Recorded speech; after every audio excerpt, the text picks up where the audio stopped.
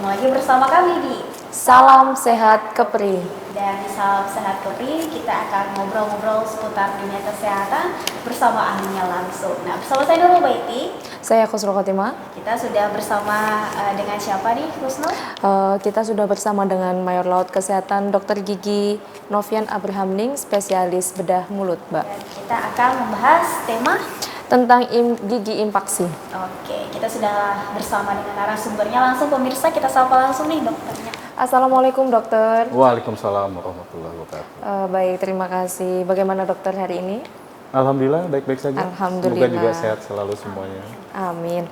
Langsung saja dok, kita bahas pertanyaan kita yang pertama mengenai gigi impaksi. Apa sih dok gigi impaksi itu? Bisa dokter jelaskan sedikit? Iya. Impaksi mungkin untuk bahasa awamnya orang lebih mengenal sebagai gigi yang terpendam. Iya. Jadi itu adalah suatu keadaan di mana gigi tidak bisa keluar atau terhalang pertumbuhannya. Dia bisa juga dihalangi oleh gigi, tulang ataupun jaringan lunak, misalnya gusi. Ada efeknya nggak dok? Mungkin terasa sakit atau mungkin adanya pembengkakan? Setiap orang efeknya berbeda-beda. Ada yang asimptomatik, ada yang juga yang dengan sampai keluhan berat. Biasanya yang datang ke saya sudah ada keluhan, biasa dengan keluhan jaringan periodontal yang sakit dan berulang. Jadi kalau pasien mengeluh, "Oh dok, gigi saya ini sering sakit, sering bengkak." Nah itu biasanya sudah menandakan, biasanya di atas usia 17 atau 18 tahun. Untuk seseorang itu bisa nggak dok, dia mendeteksi sendiri nih bahwa rasa sakit yang terjadi atau pembengkakan pada giginya ini adalah masalah gigi terpendam atau gigi impaksi ini? Atau memang harus diperiksa ke dokternya langsung? Mungkin pertamanya tidak menyadari, apalagi misalnya tumbuhnya sama sekali tidak terlihat. Jadi kalau misalnya orang mungkin ada yang menyadari kalau giginya itu ada terlihat putih-putih dok katanya. Ya mungkin dia sudah menyadari ada gigi yang mau tumbuh tapi tidak bisa keluar. Tapi kalau misalnya giginya tidak bisa keluar, tidak terlihat sama sekali, mungkin pasien juga bertanya-tanya ini apa sih yang bikin saya sakit giginya gitu. Ada baiknya langsung mendeteksi atau menanyakan langsung kepada ahlinya atau dokter? Ya, sebaiknya ya diperiksakan dulu ke dokternya. Nanti mungkin kita ada pemeriksaan penunjang dan lain-lain. Untuk gigi mana yang paling sering terjadi impaksi itu dok? Paling sering terjadi itu gigi geraham paling ujung rahang atas. Kemudian yang kedua paling sering terjadi itu gigi geraham paling ujung rahang bawah. Terus yang ketiga itu gigi taring atas. Kemudian yang keempat yang paling sering itu gigi geraham kecil bawah. Untuk seseorang yang mengalami gigi impaksi atau gigi terpendam ini, dok, penanganannya apakah memang sebaiknya langsung ditangani oleh dokter ataukah ada terjadi seperti bisa dibilang sembuh sendiri begitu ada? Kalau biasanya gigi pada umumnya normalnya gigi itu akan tumbuh sesuai dengan tempatnya. Yang tidak normal itu adalah gigi itu tumbuh tempatnya tidak ada. Jadi kalau dia giginya normal, ukuran tempat untuk tumbuhnya normal, mungkin tidak ada keluhan. Mungkin ya cuma gatal-gatal, ya seperti anak kecil, anak bayi mau tumbuh gigi. Tapi kalau sudah ada keluhan, ya sebaiknya diperiksakan ke dokter gigi dulu. Nanti mungkin kalau dokter gigi tidak bisa menangani, mungkin akan dikonsul ke spesialis bedah mulut. Sejauh ini pasien-pasien mengalami impaksi gigi ini sekitar umur berapa aja? Kebanyakan pasien itu datang di usia di atas 17 tahun. Karena gigi, biasanya kan rahang atas atau rahang bawah itu gigi molar atau gigi geraham paling ujung, itu tumbuhnya di atas umur 17 sampai 21 tahun. Kalau misalnya umur di bawah 17 tahun pernah kejadian nggak dok? Kalau di bawah 17 tahun, kalau untuk gigi geraham ataupun gigi yang lain, biasanya kita hanya observasi dulu. Karena kita menunggu perkembangan rahangnya. Jadi setelah untuk laki-laki itu di atas 19 tahun atau wanita di atas 17 tahun itu pertumbuhan itu berhenti. Jadi di saat itulah makanya kita akan tetapkan dia ini akan dilakukan tindakan atau tidak. Seperti itu dok. Berarti kalau misalkan di bawah 17 tahun itu udah disinggung oleh Mbak Nurul nih dok. Kalau semisal umurnya 23 tahun itu belum ada infeksi gigi itu bisa menyebabkan masalah atau tidak dok? Kalau memang giginya infeksi, ada yang asimptomatik, jadi memang tidak ada masalah. Dia tidak menyebabkan satu kerugian di pihak pasien tersebut. Jadi tidak ada sakit, tidak ada pembengkakan. Mungkin juga pasien tidak mengetahui kalau dia ada gigi infeksi. Jadi mungkin dia tahu kalau asimptomatik atau tidak ada gejala setelah dia misalnya pemeriksaan. Misalnya dengan pemeriksaan foto panoramik. Tapi kalau dia infeksi dengan keluhan pasti ya minimal dia akan berobat dulu dokter gigi, mungkin pertamanya diberikan obat-obatan sebagai awal pengobatan. Baik, Kita terima akan kasih lanjut ya dok. ngobrol lagi ya dok. Oke. Ya Kusnul, kita jeda sebentar Baik, Mbak nih. Nurul. Pemirsa jangan kemana-mana, tetap bersama kami Salam Sehat.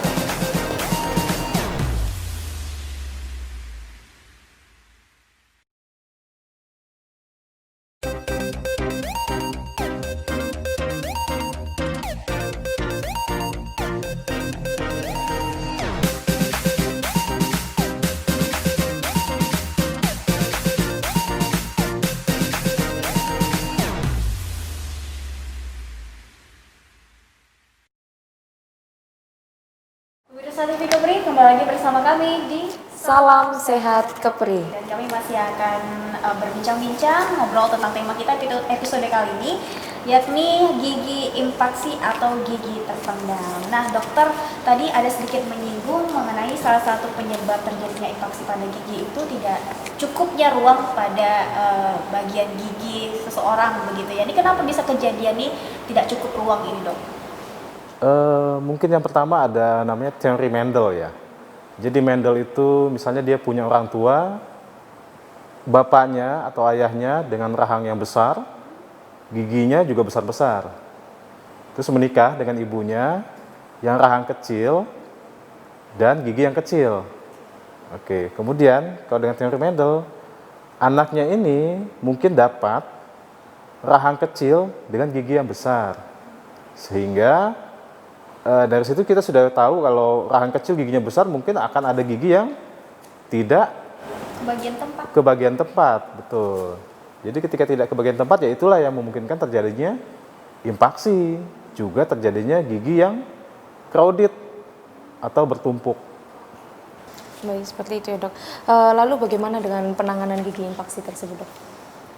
Untuk penanganan pertama mungkin baik ada keluhan atau tidak ada keluhan, pada prinsipnya gigi itu selama diinfeksi akan sebaiknya kita ambil dengan dilakukan pertamanya anamnesis atau pertanyaan-pertanyaan seputar penyakit pasien, kemudian pemeriksaan klinis kita periksa langsung, kemudian kita tes misalnya dengan tes tekan apakah ada keluhan atau tidak, kemudian kita lakukan pemeriksaan penunjang.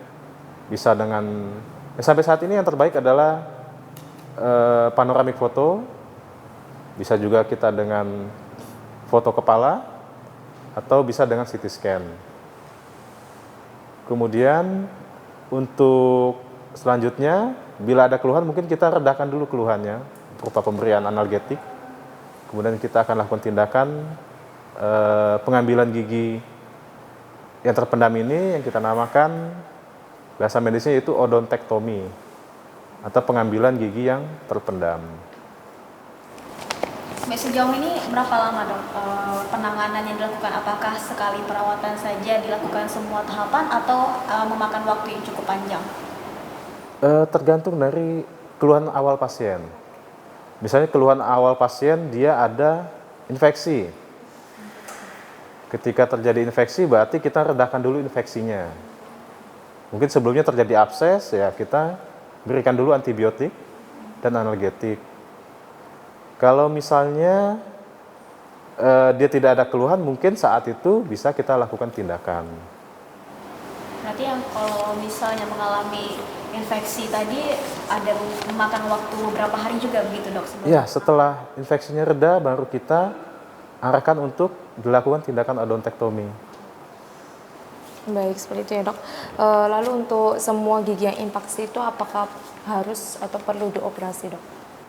Untuk gigi yang infeksi pada prinsipnya ya harus diodontektomi. Tetapi pada kasus-kasus tertentu, misalnya pada kasus gigi yang letaknya terlalu dalam, maksudnya di dalam itu dia terlalu di dalam tulang atau dia dekat dengan organ-organ penting, misalnya dekat dengan pembuluh darah atau dekat dengan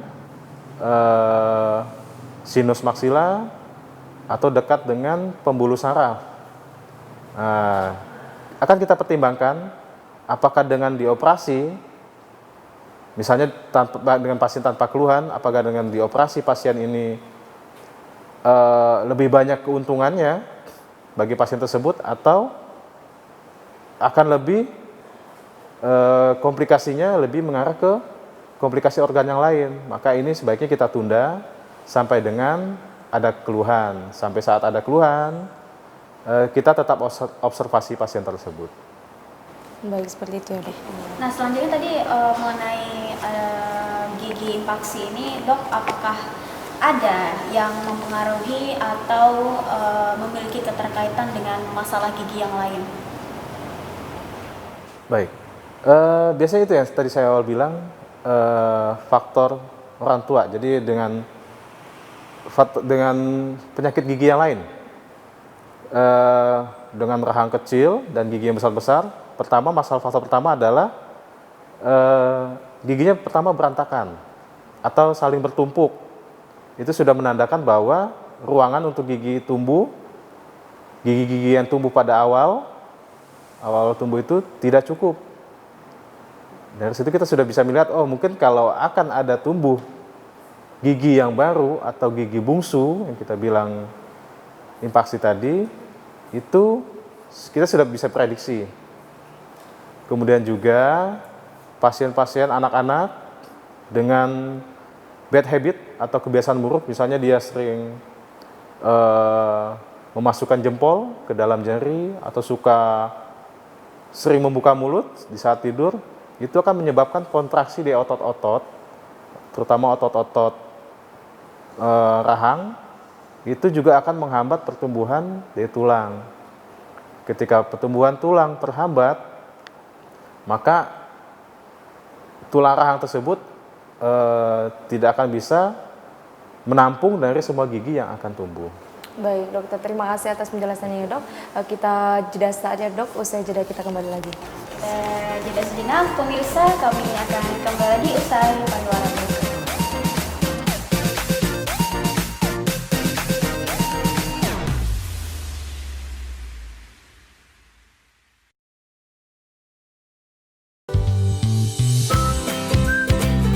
Hai adik-adik, di sini tempatnya. Kalian bisa bernyanyi dan menari.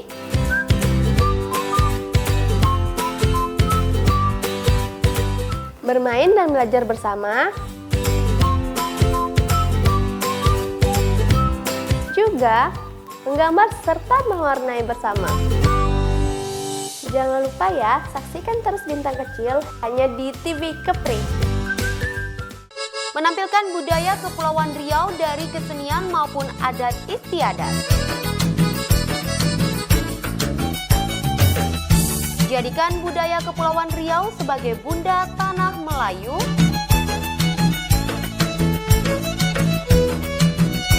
Menggali khazanah Melayu di Kepulauan Riau. Melestarikan ragam kebudayaan Melayu. Kultur hanya di TV Kepri.